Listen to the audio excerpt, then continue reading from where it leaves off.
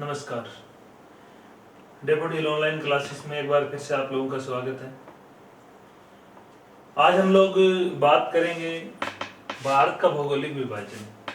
जैसा हम लोगों ने इससे पहले जो पढ़ा है वो हम लोगों ने भारत का स्थिति, विस्तार और इसकी सीमाओं के बारे में पढ़ा था कि भारत की स्थलीय है या जलीय सीमाएं हैं, वो किन किन देशों के साथ लगती है या किन समुद्रों के साथ लगती है। इसके बाद में जो नेक्स्ट टॉपिक होता है हमारा, यानी कि कंटिन्यू हम लोग चल रहे हैं, वो है भौगोलिक विभाजन। इससे पहले आप लोगों में से जिस भी स्टूडेंट ने हमारे चैनल को सब्सक्राइब नहीं किया है तो आप लोग चैनल को सब्सक्राइब करें। वीडियो अच्छा लगे तो वीडियो को लाइक करें, शेयर करें और हाँ, कमेंट करके जरूर बताएं कि आप लोगों को ये वीडियो कैसे लगे, इनमें आपको क्या कमियां लगी, या अगर आपका कोई क्वेश्चन हो तो आप लोग पूछ सकते हैं। आज हम लोग बात करते हैं भौगोलिक विभाजन, या इसको हम कहते हैं भौतिक विभाजन, या इसको हम कह देते हैं भारत की भौगोलिक विशेषताएं या भौगोलिक परिदृश्य। सेम चीज होती है। या प्राकृतिक रूप से भारत में कौन कौन सी स्थलाकृतियां पाई जाती हैं, या प्रकृति ने यहाँ पर कौन कौन से स्थल रूप है वो विकसित किए हैं। एक होता है राजनीतिक या सांस्कृतिक विभाजन।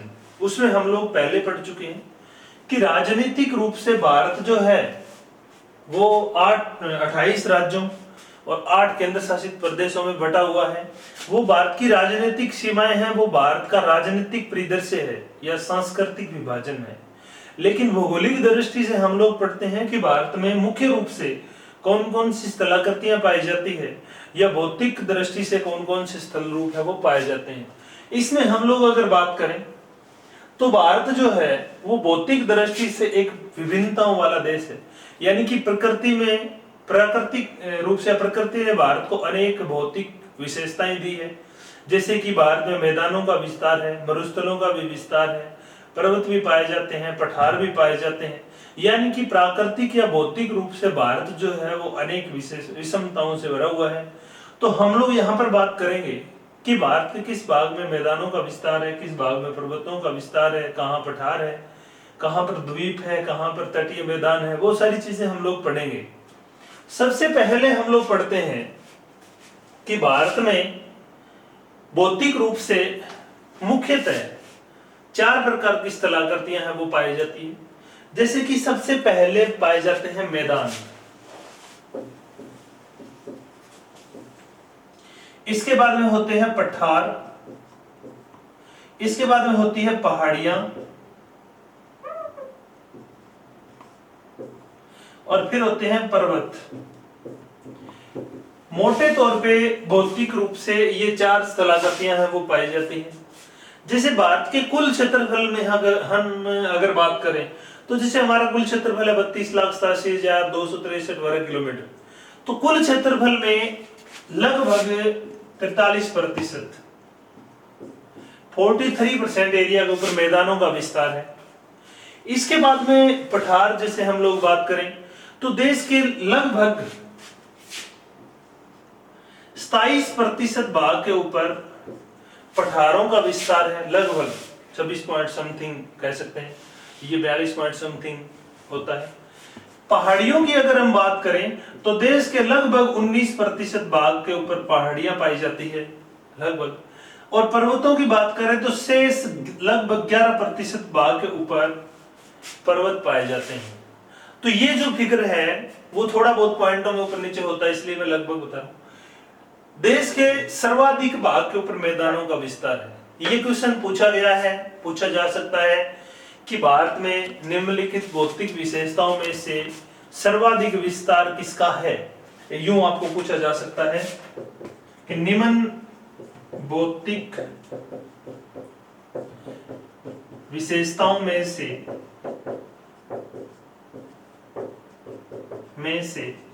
सर्वाधिक विस्तार किसका है।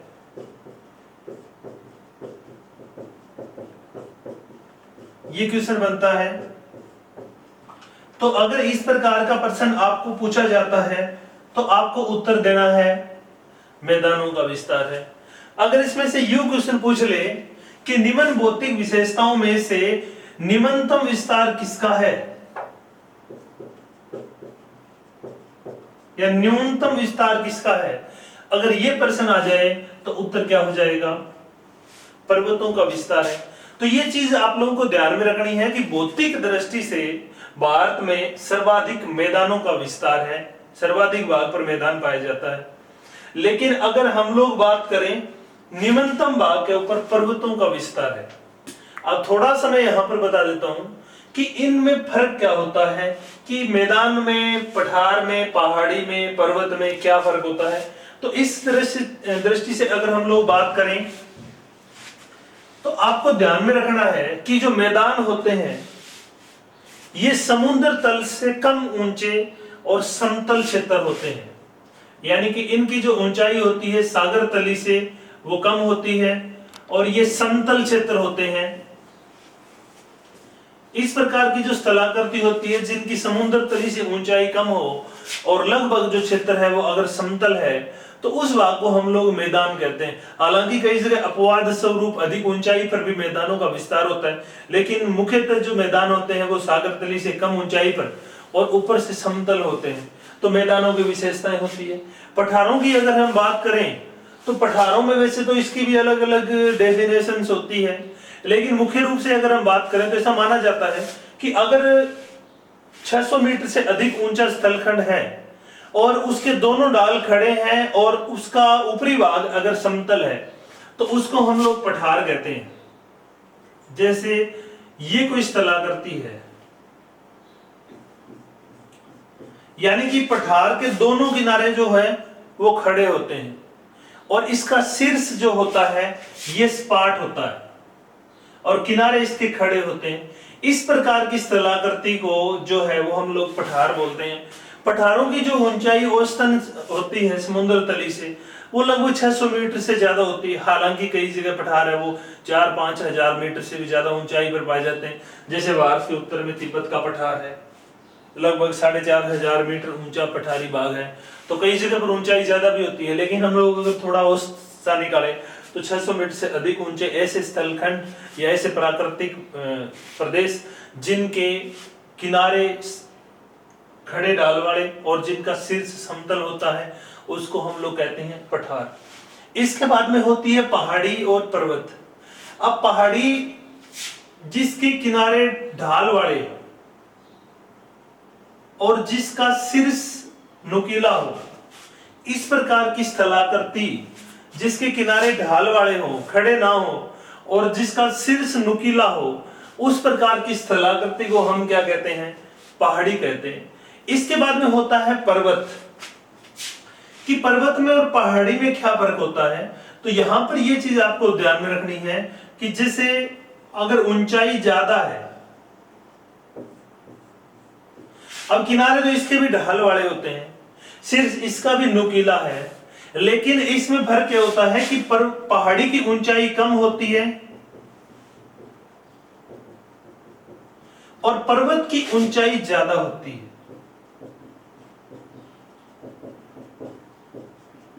इसमें भी अलग अलग विशेषज्ञ अलग अलग ऊंचाई निर्धारित करते हैं, लेकिन ज्यादातर जो माना जाता है ये जाना जाता है कि अगर 1000 मीटर से अधिक ऊंचाई है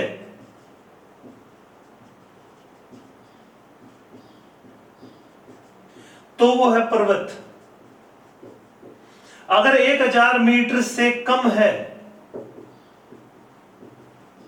तो है वो पहाड़ी। तो अगर 1000 मीटर से कम ऊंचे ऐसे स्थलखंड जिनके किनारे ढाल वाले और शीर्ष नुकीला है तो उसको हम पहाड़ी कहते हैं। 1000 मीटर से अधिक ऊंचाई वाले ऐसे स्थलखंड जिनका किनारा जिनके किनारे ढाल वाले और शीर्ष अगर नुकीला है तो उसको हम कहते हैं पर्वत। तो पर्वतों का विस्तार देश के न्यूनतम भाग के ऊपर है 11%, यानी कि जैसे हिमालय पर्वत है तो हिमालय पर्वत जो है वो ज्यादा ऊंचाई के कारण जो है इसको हम लोग पर्वत बोलते हैं। जिनकी ऊंचाई कम होती है जैसे अरावली की पहाड़ियां, अब अरावली की औसत ऊंचाई 930 मीटर, तो उसको हम लोग पहाड़ी की श्रेणी में रखते हैं।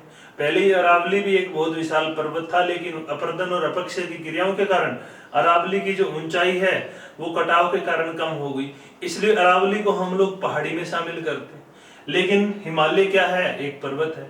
तो ऊंचाई के आधार पर हम लोग इसमें फर्क करते हैं। तो पहाड़ी का विस्तार लगभग 19% पर होता है, 18 पॉइंट समथिंग होता है। तो भारत के न्यूनतम भाग के ऊपर पहाड़ी, नंबर 2 पर्वत, उसके बाद पहाड़ी, फिर पठार, और अधिकतम भाग के ऊपर मैदानों का विस्तार है। यानी कि मुख्यतः भौतिक रूप से ये 4 स्थलाकृतियां देश में मानी जाती है। फिर हम लोग जो है वो थोड़ा इसको भी आगे जैसे बांट करके जैसे पढ़ते हैं, तो हम लोग मैदानों का जो भाग है उसके अंतर्गत ही थार का मरुस्थल पढ़ते हैं। तो अब हम लोग बात करते हैं कि भारत में कितने भौतिक प्रदेश है या कितने भौगोलिक प्रदेश है या भौगोलिक विभाग है, उसकी हम अगर बात करें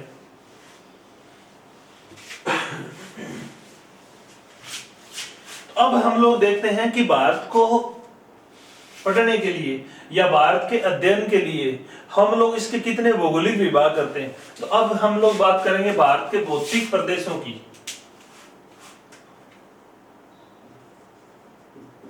भौतिक प्रदेश या भौगोलिक प्रदेश।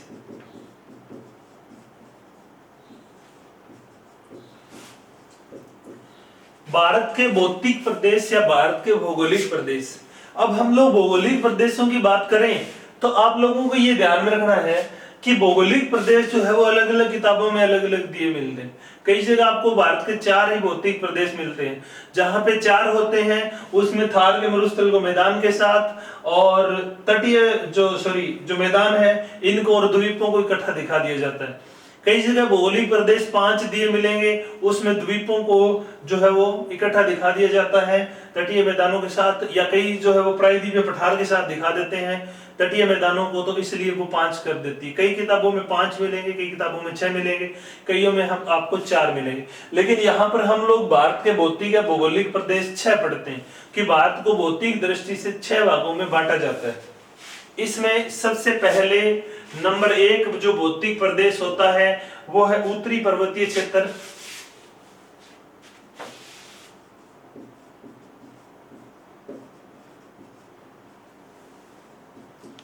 उत्तरी पर्वतीय प्रदेश, या हम यूं कहें कि हिमालय पर्वत।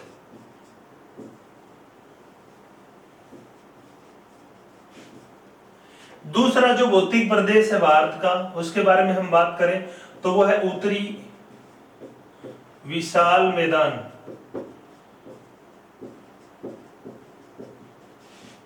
नंबर 3 जो भौतिक प्रदेश है उसका नाम है प्रायद्वीपीय पठार।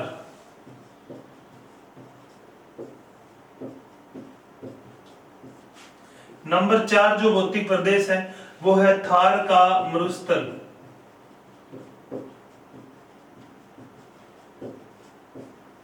नंबर 5 जो भौतिक प्रदेश है वो है भारत के तटीय मैदान, कोस्टल प्लेन। और नंबर 6 जो है वो है द्वीप समूह। तो यहां पर हम लोग पढ़ते हैं कि भारत में मुख्य रूप से 6 प्रकार के भौतिक प्रदेश है। अब 6 भौतिक प्रदेशों में हम अगर बात करें तो सबसे पहला है उत्तरी पर्वतीय प्रदेश, या इसको हम लोग कहते हैं हिमालय पर्वत। अब उत्तरी पर्वतीय प्रदेशों में हम लोग पढ़ते हैं कि भारत के उत्तर में हिमालय की पहाड़ियां हैं वो पाई जाती है। जैसे ये जो भाग है हमारा,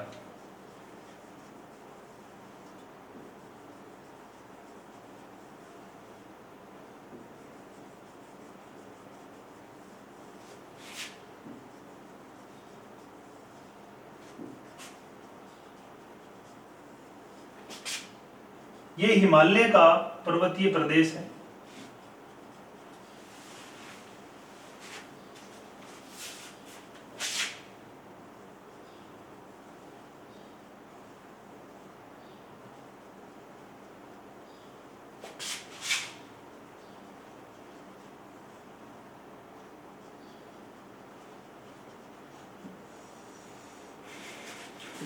हिमालय पर्वतीय प्रदेश जो है उसके अंदर अलग अलग श्रृंखलाएं जैसे यहाँ पे पाई जाती है। हिमालय की जो पहाड़ियां हैं इसकी जो श्रेणियां हैं,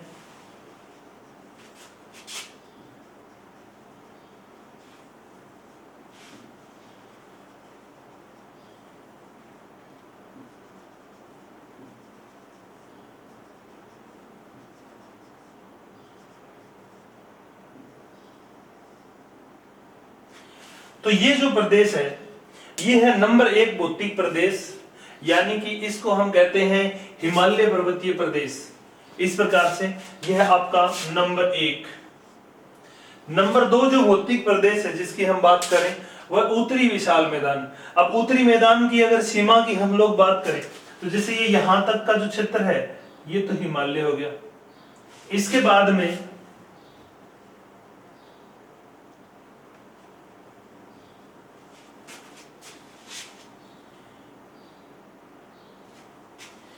ये जो संपूर्ण क्षेत्र है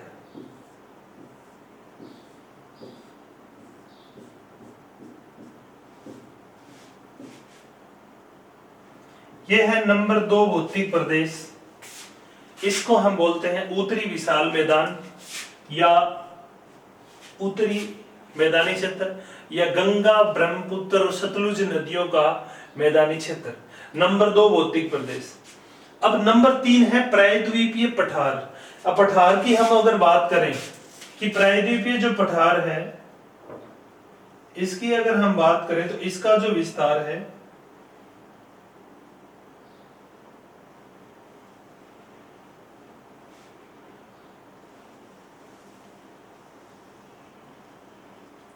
तो ये जो प्रदेश है हमारा ये है नंबर 3 भौतिक प्रदेश।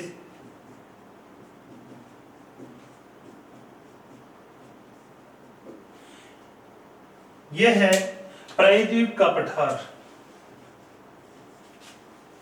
नंबर 4 जिसकी हम अगर बात करें तो वह है थार का मरुस्थल, यानी कि ये वाला जो भौतिक विभाग है ये है नंबर 4। थार का मरुस्थल भारत के पश्चिमी भाग में जो विस्तृत है ये है थार का मरुस्थल। नंबर 5 जो भौतिक प्रदेश है वो है आपके तटीय मैदान। ये जो क्षेत्र है दोनों तटों के साथ साथ जो मैदान पाए जाते हैं इसको हम कहते हैं तटीय मैदान। और जो भारत के 2 द्वीप समूह पाए जाते हैं जैसे ये हो गया लक्षद्वीप समूह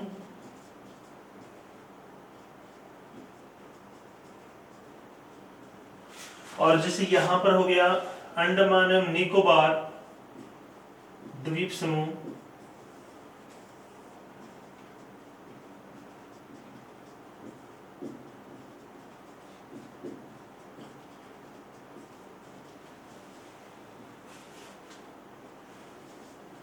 ये है हमारा 6 नंबर भौतिक प्रदेश, 6 नंबर भौतिक विभाग, इसे हम कहते हैं द्वीप समूह।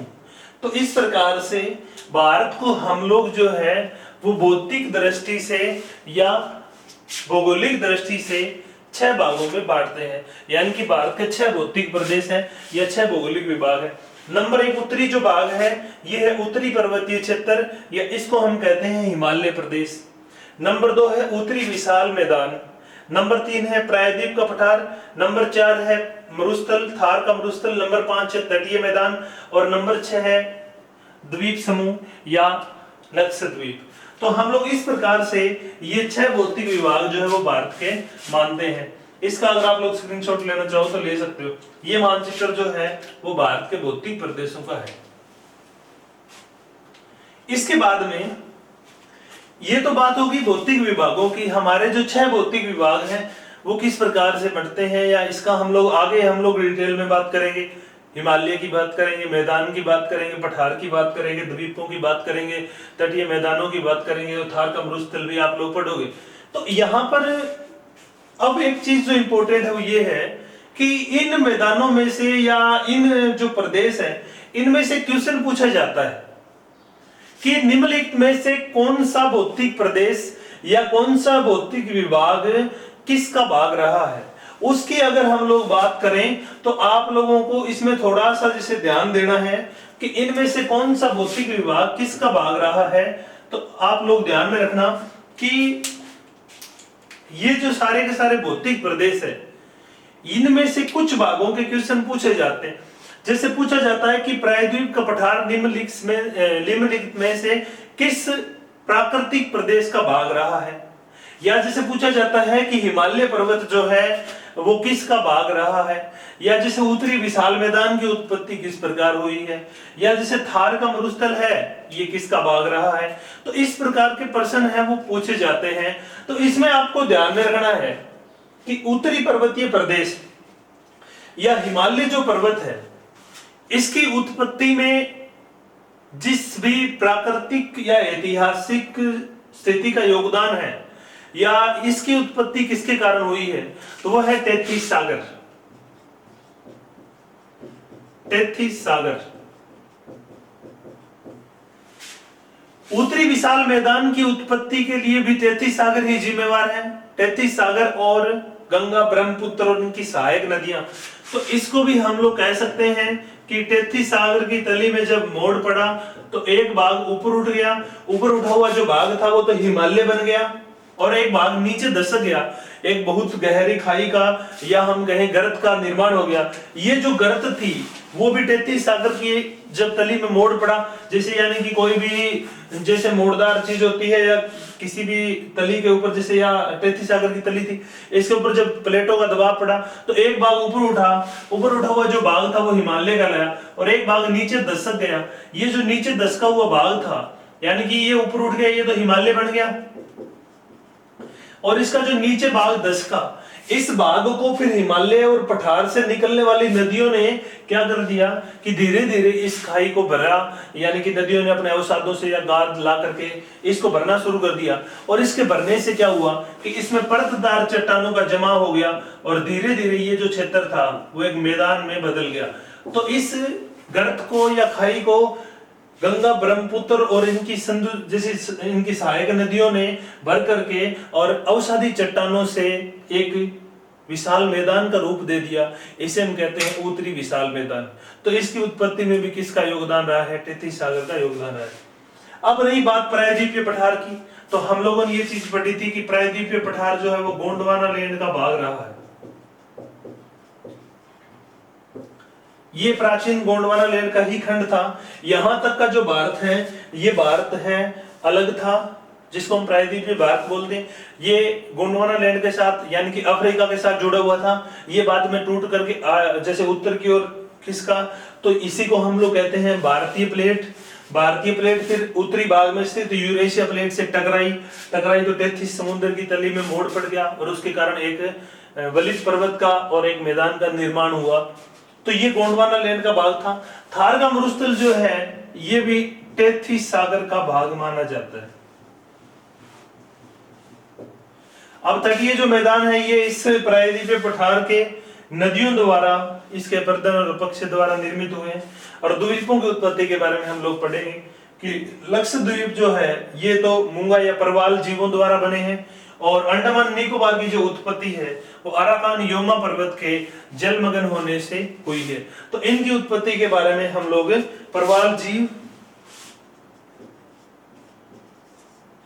या मूंगा जीवों द्वारा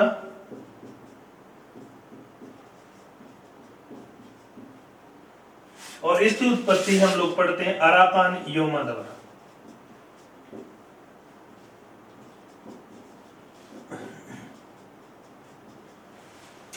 इस प्रकार से हम लोग जो है वो इन मैदानों की या इन भारतीय भौतिक विशेषताओं की अलग अलग जो है उत्पत्ति के बारे में हम लोग पढ़ते हैं कि कौन सा किसका भाग रहा है। क्वेश्चन पूछा जा सकता है और बहुत बार पूछे गए हैं कि भारत का जो थार का मरुस्थल है वो निम्नलिखित में से किसका भाग रहा है। इसमें ऑप्शन में आपको मिलेगा 33 सागर, गोंडवाना लैंड, अंगारा लैंड या लॉरेशिया, इनमें से किसका भाग रहा है।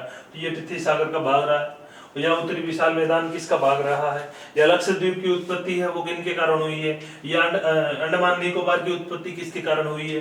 तो इस प्रकार के प्रश्न है वो पूछे जाते हैं, तो आपको ध्यान में रखना है।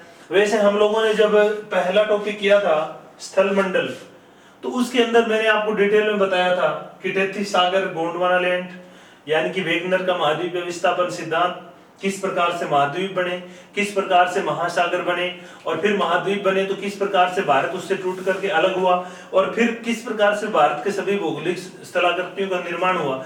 ये सारी जो चीजें हैं मैंने डिटेल में समझाई थी। इसके लिए आप लोग इस वीडियो के डिस्क्रिप्शन में आपको स्थल मंडल एक टॉपिक मिलेगा, उसका हेडिंग है स्थल मंडल, उसमें जाकर के आप लोग और डिटेल में इसको पढ़ सकते हो। यहां तक जो है इसमें आपको मैं इतना ही बताऊंगा कि ये किस किस के भाग रहे हैं। तो उत्तरी पर्वतीय प्रदेश है वो तेतीस सागर का अवशेष या भाग माना जाता है। उत्तरी विशाल मैदान भी तेतीस सागर का। प्रायद्वीपीय पठार जो है गोंडवाना लैंड का भाग रहा है। थार का मरुस्थल है ये भी तेतीस सागर का भाग रहा है। तटीय मैदान जो है वो प्रदन और पक्ष से बने हैं। और द्वीप समूह जो है ये एक द्वीप मुंगल जीवों द्वारा और अंडमान निकोबार अराकान योमा पर्वत द्वारा बना है। तो ये इनकी उत्पत्ति के बारे में अगर प्रश्न पूछ ले तो यहां तक हम लोग जो है वो ये पढ़ते हैं कि भारत को भौतिक रूप से या भारत को भौगोलिक रूप से जो है वो 6 प्रदेशों में बांटा जाता है। और ये जो 6 प्रदेश है वो इस प्रकार से है हमारे उत्तरी पर्वतीय प्रदेश, विशाल मैदान, प्रायद्वीप का पठार, थार का मरुस्थल, तटीय मैदान और द्वीप समूह। यहां तक आपके कई प्रश्न बढ़ते हैं। जैसे भारत में सर्वाधिक विस्तार किसका है तो मैदानों का है। भारत में सर्वाधिक न्यूनतम विस्तार किसका है तो पर्वतों का है। तो इस प्रकार से ये चीजें हमें ध्यान में रखनी है कि ये जो भौतिक प्रदेश है इनमें से जो प्रश्न आएगा वो किस प्रकार से आ सकता है। इसके बाद में हम लोग पढ़ते हैं कि भारत के अलग अलग भौतिक प्रदेश हैं उनका हम लोग वर्णन करते हैं। तो यहां पर हम लोग सबसे पहले पढ़ेंगे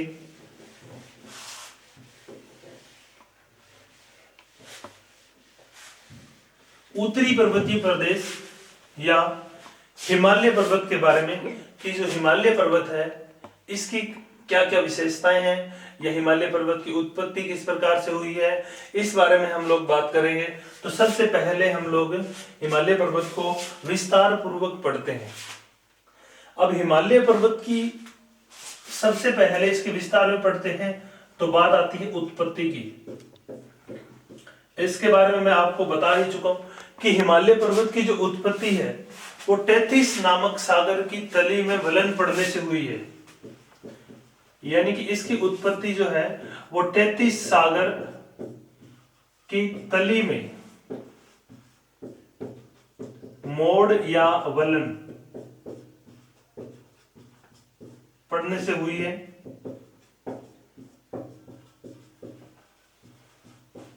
ये चीज हमें ध्यान में रखनी है कि जो टेथिस नामक एक समुद्र था उसकी तली में मोड़ पड़ गया। मोड़ क्यों पड़ा?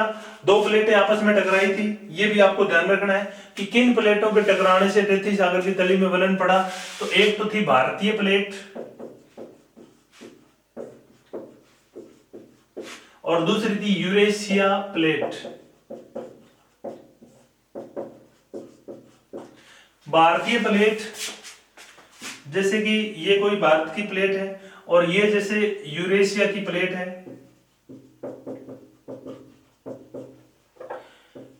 ये 2 प्लेटें जब आपस में टकराई तो ये प्लेट जैसे इस प्रकार से आ रही थी। इन प्लेटों के बीच में टेथिस सागर आ गया।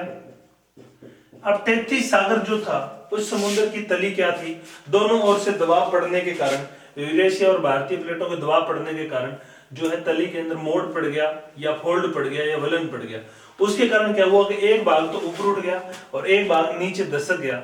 ऊपर जो भाग उठा इस तली का वो हिमालय कहलाया और इसका भाग जो नीचे दसका उसको फिर क्या हुआ, मैदान का जो निर्माण है वो हुआ। तो टेथिस सागर की तली में विलीन पड़ने से हिमालय की उत्पत्ति जो है वो हुई।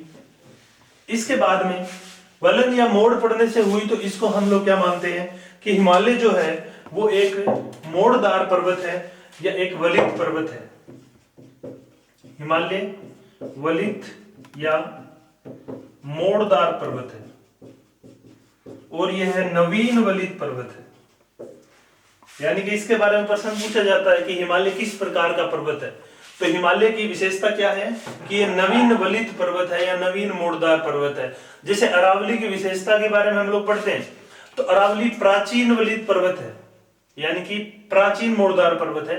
हिमालय विश्व के सबसे नवीनतम पर्वतों में से आता है। क्योंकि हिमालय की जो उत्पत्ति की बात हम करें तो ज्यादा साल नहीं है हुए। और दूसरी बात कि हिमालय जो है उसकी आज भी ऊंचाई बढ़ रही है, इसका मतलब हिमालय की निर्माण प्रक्रिया जो है वो आज भी जारी है। इसलिए हम इसको क्या बोलते हैं, नवीन पलित पर्वत बोलते हैं। हिमालय जो पर्वत है इसकी जो उत्पत्ति है वो टर्सरी युग में हुई थी। टर्सरी युग का पर्वत इसको माना जाता है, यानी कि हिमालय किस युग का पर्वत रहा है, तो इसमें आपको ध्यान में रखना है हिमालय टर्सरी युग का पर्वत है या टर्सरी युग में इसका निर्माण हुआ था। जैसे अरावली की बात करें तो वो प्री कैम्ब्रियन युग के बारे में बात आती है, यहाँ पर टर्सरी युग के बारे में बात आती है। और हिमालय जो है टर्सरी युग में अल्पाइन पर्वतमाला या अल्पाइन जो श्रेणी है उस श्रेणी के पर्वत इनको माना जाता है।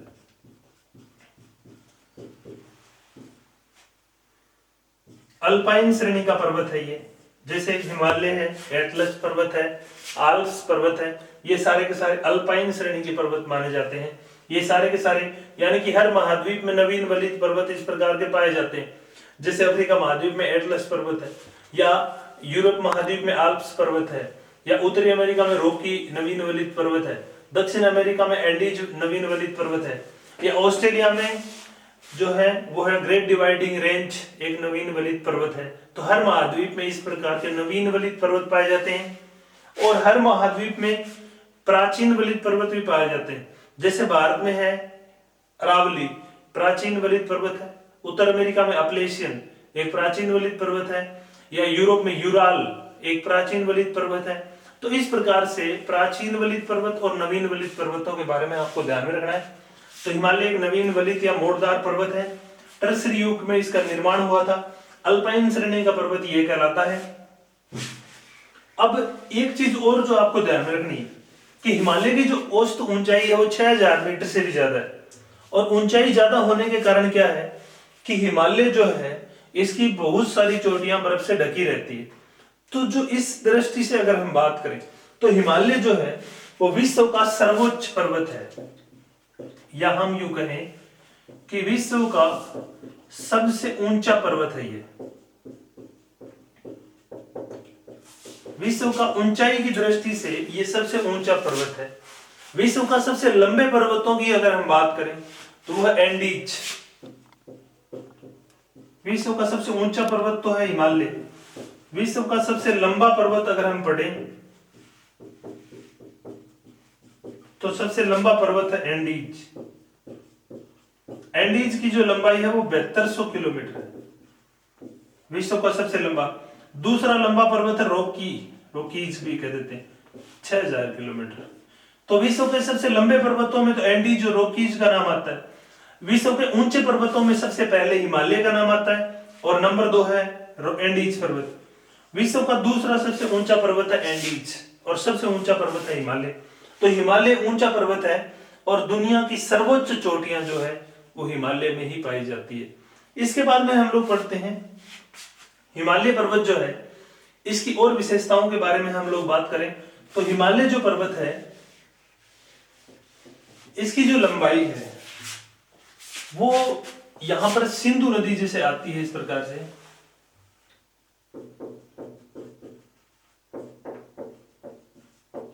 सिंधु नदी से लेकर के और ब्रह्मपुत्र नदी के बीच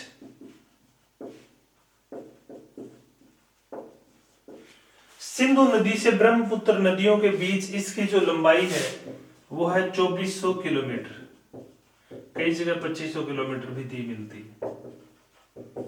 तो हिमालय की जो लंबाई है पूर्व में ब्रह्मपुत्र नदी से लेकर के पश्चिम में सिंधु नदी तक कुल लंबाई इसकी 2400 किलोमीटर है, कई जगह 2500 दी होती है। हिमालय पर्वत की चौड़ाई के बारे में हम बात करें,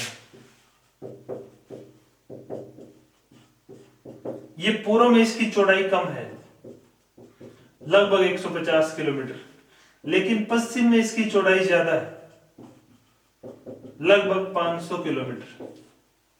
पश्चिम में चौड़ा भाग है जैसे ये दिख रहा है जम्मू कश्मीर और लद्दाख वाला क्षेत्र, लेकिन पूर्व में अरुणाचल प्रदेश और आसाम में इसकी जो चौड़ाई जो है वो कम हो जाती है। अगर हम लोग इसकी ऊंचाई की बात करें तो ऊंचाई पश्चिम में कम है और पूर्व में ज्यादा है, लेकिन पूर्व में चौड़ाई कम है, पश्चिम में चौड़ाई ज्यादा है। यहां इसकी जो पूर्व में सर्वोच्च चोटी है उसका नाम है नामचा बरुआ। सबसे पूर्व में हिमालय की सर्वोच्च चोटी का क्या नाम है, तो वो है नामचा बरुआ। सबसे पश्चिम में इसकी सबसे ऊंची जो चोटी है उसका नाम है नंगा पर्वत, या नंगा पर्वत भी है यहाँ पे। तो नामचा बरुआ से नंगा पर्वत के बीच में जो इसका विस्तार है वो पाया जाता है। तो इसकी कुछ विशेषताएं हम लोगों ने पढ़ी। हिमालय की उत्पत्ति तैतीस नामक समुद्र या सागर की तली में मोड़ या वलन पड़ने से हुई है। हिमालय दुनिया का सबसे नवीनतम वलित पर्वत है। इसका निर्माण कार्य आज भी जारी है। हिमालय पर्वत के समान ही कुछ और नवीन वलित पर्वत दुनिया में पाए जाते हैं, जैसे उत्तर अमेरिका में रॉकीज, जैसे दक्षिण अमेरिका में एंडीज, जैसे ऑस्ट्रेलिया में ग्रेट डिवाइडिंग रेंज, जैसे अफ्रीका में एटलस, जैसे यूरोप में आल्प्स पर्वत। तो ये इस प्रकार के कुछ समकालीन पर्वत है। हिमालय पर्वत का जो निर्माण है वो टर्सरी युग में हुआ था। ये अल्पाइन श्रेणी का एक पर्वत है। हिमालय जो पर्वत है ये दुनिया का सबसे ऊंचा पर्वत है। विश्व की सर्वोच्च चोटियां यहाँ पर पाई जाती है। हिमालय पर्वत की औसत जो लंबाई है वो 2400 किलोमीटर है। यह पूर्व में ब्रह्मपुत्र नदी से पश्चिम में सिंधु नदी के बीच विस्तृत है। हिमालय पर्वत की सर्वाधिक चौड़ाई पश्चिम में कश्मीर वाले भाग में पड़ती है, लेकिन इसकी न्यूनतम चौड़ाई पूर्व में पड़ती है। इसकी सर्वोच्च ऊंचाई पूर्व में पड़ती है, लेकिन इसकी कम ऊंचाई पश्चिम में पड़ती है।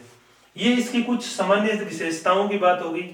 हिमालय पर्वत जो है इसकी एक श्रेणी यानी कि महान हिमालय सारा साल बर्फ से ढकी रहती है, इसलिए हिमालय से निकलने वाली जो नदियां हैं वो सदा नीरा होती है। यहां हम यूं कहे कि 12 मासी होती है, सारा साल बहती है। तो इससे निकलने वाली जो नदियां वो 12 मासी होती है। प्रायद्वीपीय पठार से जो नदियां होती है वो सीजनल होती है, या ऋतु के अनुसार वर्षा ऋतु में ही बहती है। जब वर्षा नहीं होती तो यहाँ की नदियां सूख जाती है। तो हिमालय की नदियां 12 मासी मानी जाती है। इसके बाद में हम लोग बात करते हैं हिमालय में कौन कौन से श्रेणियां पाई जाती है, या हिमालय के खुद के विभाजन की हम अगर बात करें तो हम लोग इसको अलग अलग श्रेणियों में विभाजित करके पढ़ते हैं। तो हम यहां पर पढ़ेंगे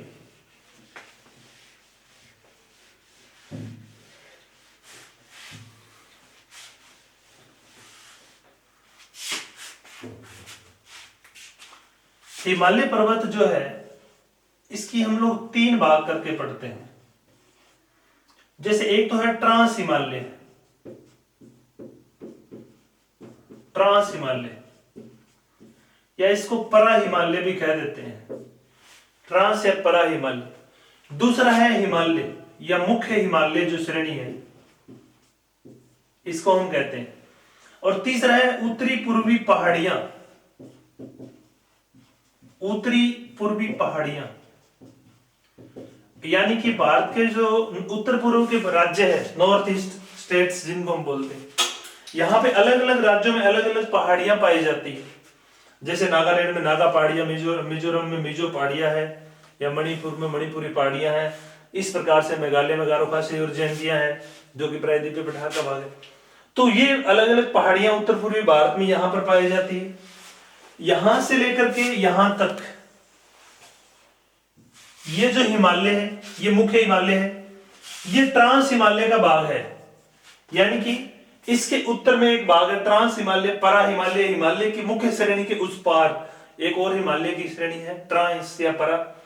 उत्तर पूर्वी भारत में जो पहाड़ियां पाई जाती है उनको हम कहते हैं उत्तरी पूर्वी पहाड़ियां। तो यहां पर हम लोग बात करते हैं, सबसे पहले हम लोग पढ़ते हैं ट्रांस हिमालय के बारे में, या हम लोग बात करते हैं परा हिमालय के बारे में। जो परा हिमालय है उसकी क्या विशेषताएं हैं।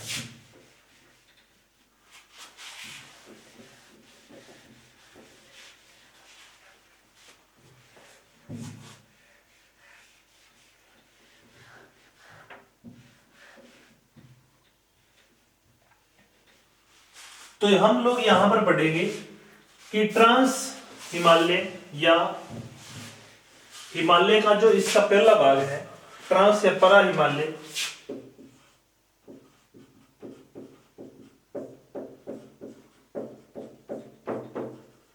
इसके अंतर्गत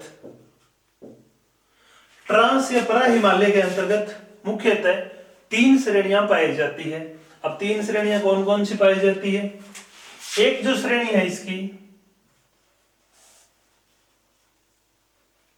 इस श्रेणी का नाम है कैलाश पर्वत।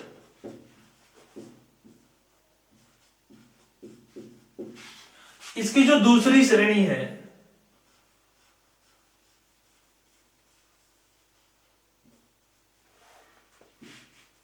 इस श्रेणी का नाम है कराकोरम।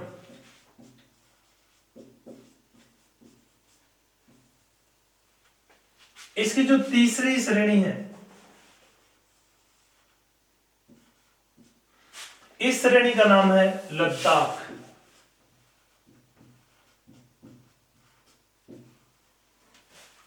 यानी कि ट्रांस या जो परा हिमालय है, इसकी 3 श्रेणियां हैं। नंबर 1 कैलाश पर्वत, नंबर 2 कराकोरम श्रेणी,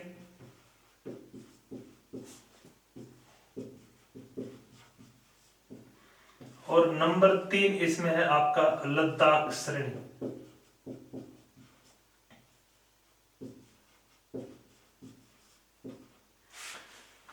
यहां पर हम लोग सबसे पहले पढ़ते हैं कैलाश पर्वत। कैलाश पर्वत ट्रांस हिमालय परा हिमालय का एक भाग है। इसका विस्तार है अधिकांश तिब्बत में, यानी कि तिब्बत जो है वो किसके अधिकार में है? चीन के अधिकार में।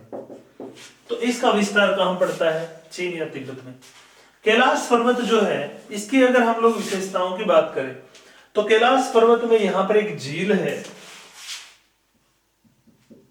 जिसका नाम है मानसरोवर।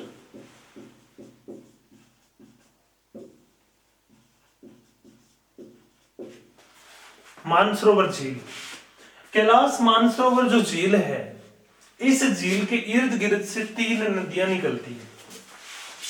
यहां से 3 नदियां निकलती है।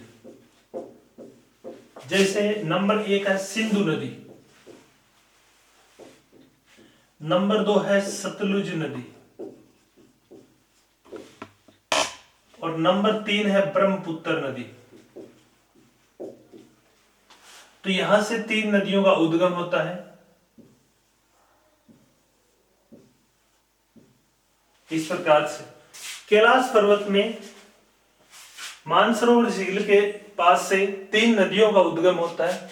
सिंधु, या जिसे सिंह की खबान के नाम से या शेरमुख के नाम से जाना जाता है, सतलुज, ब्रह्मपुत्र, जिसे यहां पे तिब्बत में सांगपो या सांपो के नाम से जाना जाता है। ये तीनों नदियां कैलाश पर्वत से निकलती है। कैलाश पर्वत में जो मानसरोवर झील है, यहीं पर एक पवित्र तीर्थ स्थल है जिसका नाम है कैलाश मानसरोवर। कैलाश मानसरोवर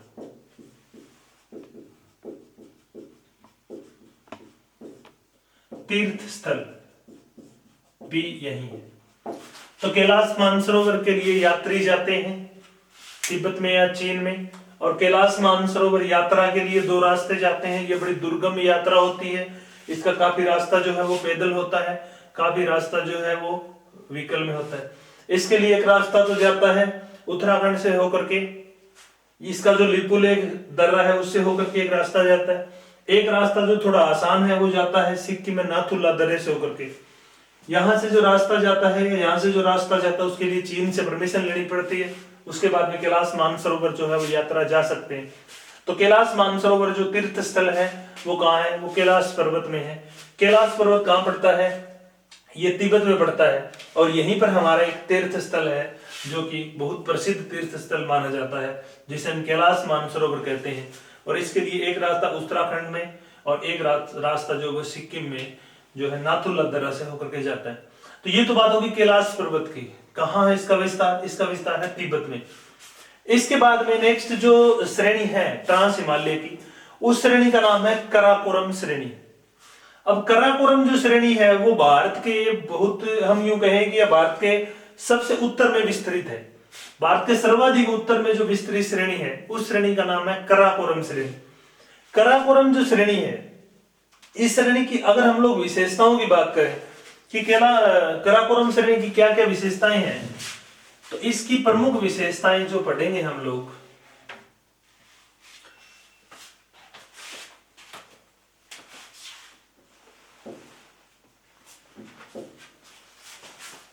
काराकोरम श्रेणी जो है, इसकी सबसे ऊंची चोटी, सबसे महत्वपूर्ण विशेषता यह है कि इसकी सबसे ऊंची चोटी का नाम है K2।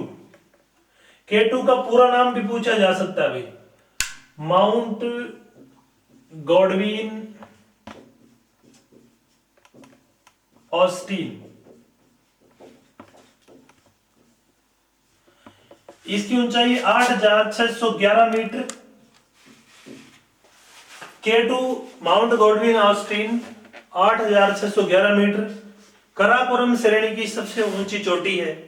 अब K2 की क्या विशेषता है, ये आप लोगों को ध्यान देना, यहां पर बहुत बार इसमें प्रश्न पूछा जाता है और हम लोग कंफ्यूज हो जाते हैं। K2 जो पड़ती है, ये पड़ती है POK में, यानी कि कहां पड़ती है, पाक अधिकृत कश्मीर में। अब K2 की जो विशेषता है वो ये है कि K2 जो चोटी है ये भारत की सर्वोच्च चोटी है।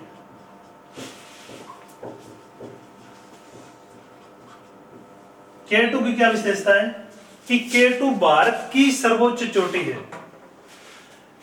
ये आपको ध्यान में रखना है, भारत की, लेकिन ये भारत में स्थित सबसे ऊंची चोटी नहीं है। ये भी ध्यान में रखना है कि एक आता है भारत में सर्वोच्च चोटी। तो अगर ये क्वेश्चन पूछा जाए तो इसका उत्तर हो जाएगा कंचनजंगा, जो सिक्किम में पड़ती है, 8,598 मीटर। कंचनजंगा जो चोटी है वो सिक्किम में पड़ती है और भारत में स्थित सबसे ऊंची चोटी है, या भारत में कहा जा सकता है, या आपको यूं भी लिखा मिल सकता है भारत में स्थित सबसे ऊंची चोटी। तो उस चोटी का क्या नाम है, कंचनजंगा चोटी, सिक्किम में पड़ती है।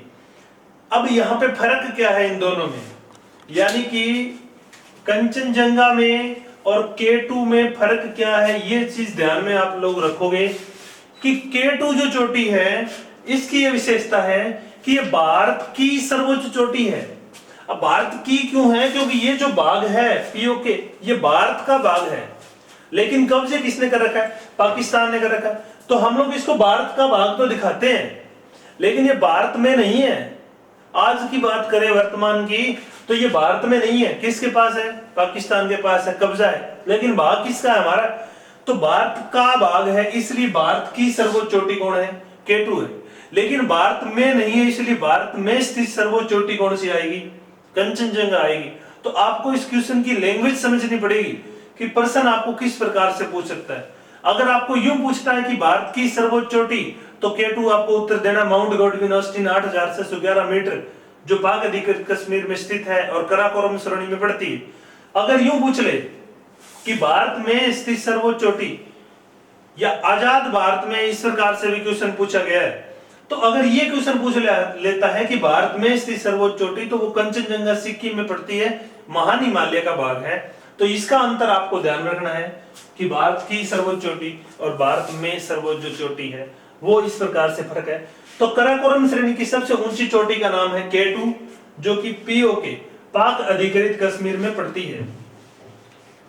इसके बाद में इसकी अन्य विशेषताओं की अगर हम बात करें कि काराकोरम जो श्रेणी है, यहीं पर है सियाचिन ग्लेशियर,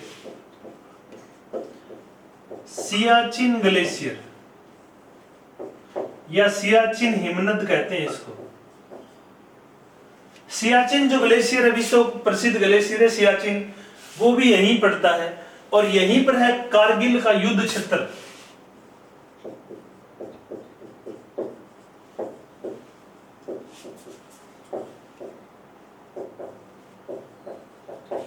कारगिल नामक युद्ध क्षेत्र जो है वो भी किस श्रेणी में पड़ता है, काराकोरम श्रेणी में पड़ता है।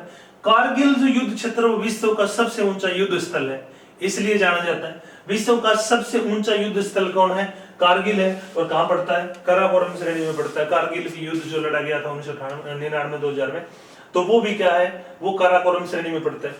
यहीं पर भारत का सबसे ठंडा स्थान है द्रास, भारत का सबसे ठंडा स्थान जिसका नाम है द्रास, वो भी कहां पड़ता है, वो भी काराकोरम श्रेणी में पड़ता है। तो कराकोरम श्रेणी की कुछ प्रमुख विशेषताएं हैं कि कराकोरम जो श्रेणी है वो भारत के सबसे उत्तर में स्थित है। अब ये क्वेश्चन भी आगे मैं करवाऊंगा। कराकोरम के दक्षिण में लद्दाख है, फिर जास्कर है, फिर पीर पंजाल है। इन चारों श्रेणियों का क्रम भी पूछ लेते हैं। तो भारत के सबसे उत्तर में स्थित श्रेणी है कराकोरम श्रेणी। इस श्रेणी का कुछ भाग पीओके में पड़ता है, कुछ भाग भारत में पड़ता है, कुछ भाग जो है वो चीन में भी इस प्रकार से विवादित है। कराकोरम श्रेणी में सर्वोच्च चोटी माउंट गॉडविन ऑस्टिन या K2 भारत की सबसे ऊंची चोटी है, जो वर्तमान में पाक अधिकृत कश्मीर में। इस श्रेणी में ही सियाचिन नामक ग्लेशियर है, और इसी श्रेणी में दुनिया का सबसे ऊंचा युद्ध स्थल कारगिल युद्ध क्षेत्र जो है वो पड़ता है, जहां पे भारत और पाकिस्तान की कारगिल की लड़ाई हुई थी, और यहीं पर भारत का सबसे ठंडा स्थान है द्रास। इसके बाद में तीसरी श्रेणी का नाम है लद्दाख श्रेणी। कराकोरम श्रेणी के दक्षिण में पड़ती है लद्दाख श्रेणी। इसका ज्यादातर विस्तार है भारत के लद्दाख राज्य में, जो लद्दाख केंद्र शासित प्रदेश है उसमें पड़ता है। लद्दाख जो क्षेत्र है, यहाँ पे ये जो क्षेत्र है वो क्या है कि महान हिमालय का, यह हिमालय का वृष्टि छाया क्षेत्र हो गया। हिमालय का वृष्टि छाया क्षेत्र। अब हिमालय का वृष्टि छाया क्षेत्र होने के कारण क्या होता है कि लद्दाख क्षेत्र में वर्षा कम होती है, और भारत की सबसे कम वर्षा कहां होती है? लद्दाख क्षेत्र में होती है। यानी कि ये जो क्षेत्र है वो हिमालय का वृष्टि छाया क्षेत्र होने के कारण भारत की सबसे कम वर्षा यहाँ पर होती है। केवल 6 सेंटीमीटर वर्षा जो है वो यहाँ पर रिकॉर्ड की जाती है। तो भारत की न्यूनतम